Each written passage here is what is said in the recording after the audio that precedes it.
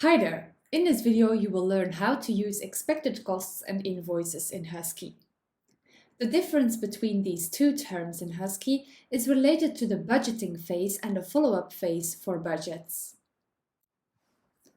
When you start budgeting, you allocate a budget to each project.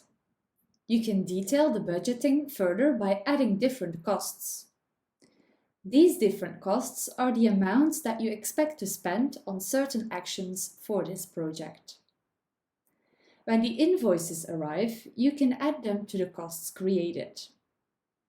The differences between budget, expected costs, and invoices show you in different phases of a project what you can still budget, how much you still expect in invoicing, and finally how far you've ended between the planned and actual expenses, with a positive or negative balance.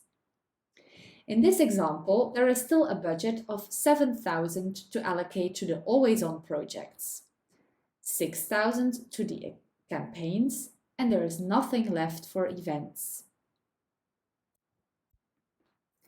You can also see that this marketing team expects invoices for the amount of 160 for content marketing and that they already received an invoice of 100 for this project.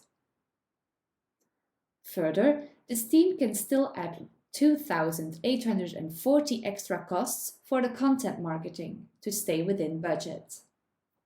And they can still receive invoices for the amount of 2,900 to stay within budget.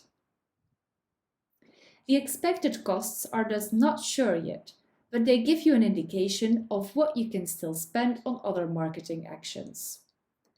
The invoices are then the actual costs you made.